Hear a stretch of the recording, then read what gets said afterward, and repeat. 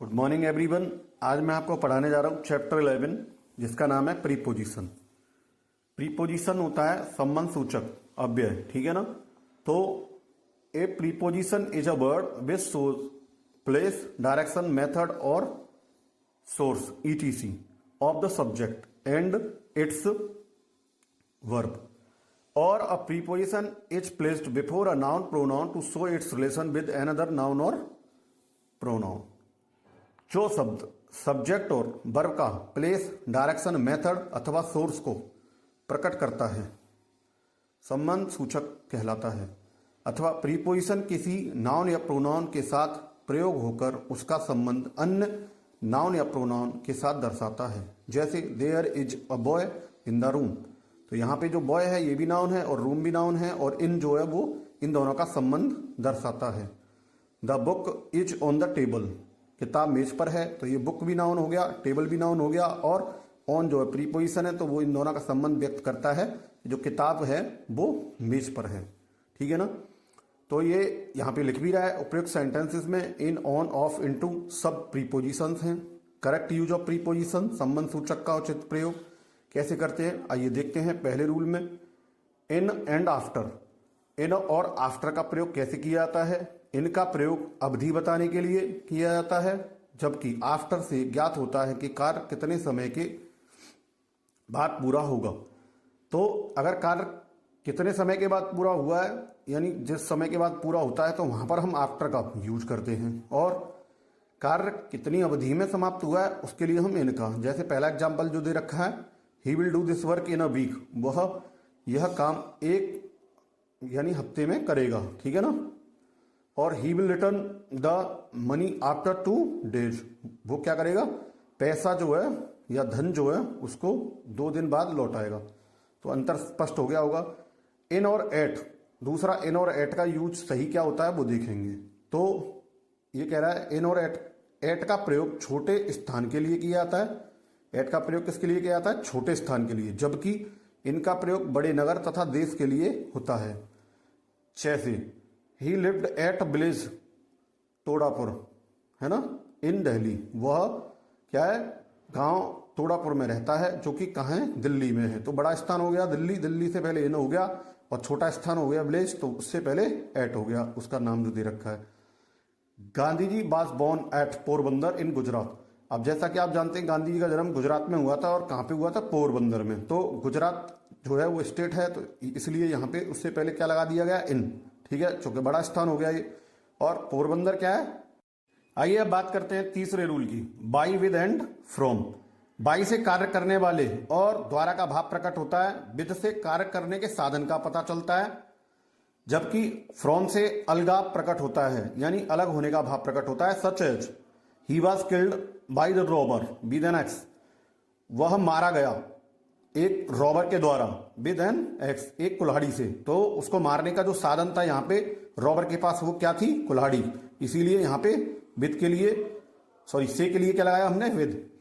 The Apple fell from the tree, यानी पेड़ से पत्ता गिरा, इसका मतलब क्या हो गया कि पेड़ से पत्ता गिरा है तो पेड़ से अलग हो गया, और जहां भी अलग होने का भाव प्रकट होगा, एक चीज से दूसरी चीज अलग होगी, तो वहां फ्रॉम लगा देते हैं।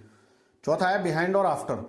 बिहाइंड का प्रयोग स्थिर वस्तु, यानी जिनमें कोई गति नहीं होती है ना, मोशन नहीं होता है, उनसे पूर्व किया जाता है, तथा आफ्टर का प्रयोग गतिशील वस्तु से पूर्व होता है। जहां पे मोशन होगा जिस चीज में, उससे पहले क्या लगाते हैं हम, आफ्टर। जैसे she hid herself behind a tree, उसने अपने आप को एक पेड़ के पीछे छिपा लिया। इसका मतलब क्या हुआ कि वो स्थिर है एक पेड़ के पीछे और वो वहां से हिली नहीं, उसने अपने आप को वहीं पे छिपा लिया। The dogs are running after the deer, कुत्ते हिरन के पीछे दौड़ रहे हैं। तो इसका मतलब क्या हो गया, जो डॉग्स हैं वो भी मोशन में हैं, और द डियर जो भी वो है, डियर जो वो भी क्या कर रहा है, मोशन, गति कर रहा है, और उनके पीछे भाग रहे हैं, तो आफ्टर का यूज लगा देंगे पीछे के लिए, ठीक है ना। अब हम बात करते हैं रूल नंबर 5 की, बाई एंड टिल। बाई का प्रयोग निश्चित समय के लिए किया जाता है, जबकि टिल का प्रयोग अनिश्चित समय के लिए किया जाता है। Such as he will come by 2 AM, वह 2 बजे तक आएगा। इसका मतलब है निश्चित है, चाहे कुछ भी हो जाए वो 2 बजे तक आएगा। He will wait till his father comes, वह इंतजार करेगा जब तक कि उसके पिताजी नहीं आ जाते हैं, ठीक है ना। तो यहाँ टिल का मतलब हो गया तक, और यहाँ ये शो कर रहा है कि अनिश्चित है, पता नहीं उसके पिताजी कब तक लौटेंगे, लेकिन जब तक भी लौटेंगे या नहीं आ जाएंगे वो जब तक वहीं पर बैठेगा और उनका इंतजार करेगा, ठीक है ना।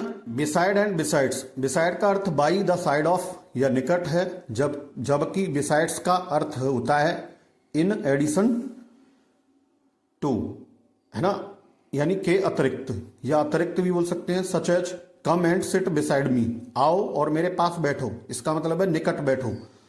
ही bought a book besides a pen, उसने एक किताब खरीदी बिसाइड्स अ पेन, एक पेन के अतिरिक्त, यानी हम यूं भी कह सकते हैं उसने एक पेन के अतिरिक्त एक किताब खरीदी। सिंस एंड फॉर, सिंस तथा फॉर का प्रयोग समय बताने के लिए होता है। सिंस का प्रयोग समय बिंदु यानी पॉइंट ऑफ टाइम, और फॉर का प्रयोग पीरियड ऑफ टाइम प्रकट करने के लिए होता है। Such as he has been working since Monday, वह सोमवार से काम कर रहा है। तो प्रेजेंट परफेक्ट कंटिन्यूअस का टेंस हो रहा है यहाँ पे, नीचे भी प्रेजेंट परफेक्ट कंटिन्यूअस है। He has been teaching for 2 days, वह 2 दिन से पढ़ा रहा है। इसके बाद ऑन एंड अपॉन, ऑन का प्रयोग स्थिर वस्तुओं प्राणियों के ऊपर के लिए किया जाता है, जबकि अपॉन का प्रयोग गतिशील वस्तुओं प्राणियों के साथ होता है। Such as he sat on a chair, वह कुर्सी पर बैठा। The dog sprang upon a table, है ना, यानी कुत्ता टेबल यानी मेज पर झपटा। तो पर का अर्थ आ रहा है। बात करते हैं टू एंड इनटू की। टू का प्रयोग गंतव्य स्थान की ओर सामान्य स्थिति को स्पष्ट करता है, जबकि इनटू का प्रयोग एक वस्तु के अंदर दूसरी के प्रवेश के भाव को प्रकट करता है। जैसे ही वेंट टू स्कूल, वह स्कूल गया, तो यहाँ पे गंतव्य स्थान की ओर सामान्य स्थिति प्रकट करता है कि वैसे भी हम एक स्थान से दूसरे स्थान तक जाने के लिए टू का यूज करते हैं। He walked into the room, वह कमरे में टहला, तो इसका मतलब गति में वो अंदर गया है कमरे के अंदर, तो यहाँ पर इनटू का यूज हो जाएगा।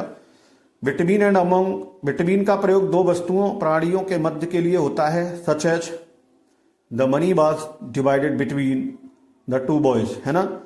तो इसमें क्या हो गया कि जो पैसा है या धन है उसको 2 बच्चों के मध्य बांट दिया गया, ठीक है ना।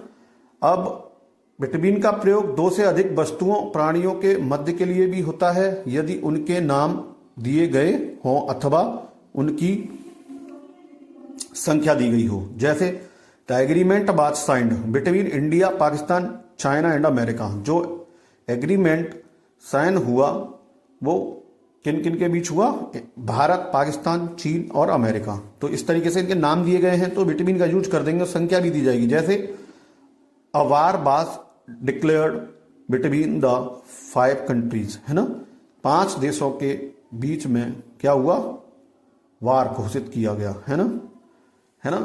अब एमोंग का प्रयोग 2 से अधिक वस्तुओं प्राणियों के मध्य के लिए होता है, चाहे उनकी संख्या दी गई हो अथवा ना दी गई हो, ठीक है ना।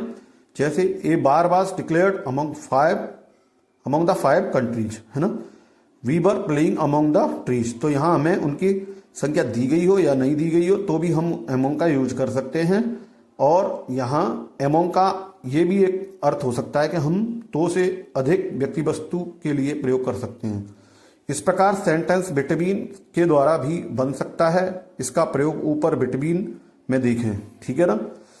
एमोंग का प्रयोग कलेक्टिव नाउन यानी समूहवाचक संज्ञा के साथ मध्य के लिए होता है। Such as she stood first among the class, he is the eldest among the family, कक्षा के छात्रों के मध्य में है ये और परिवार के सदस्यों के मध्य, ठीक है ना।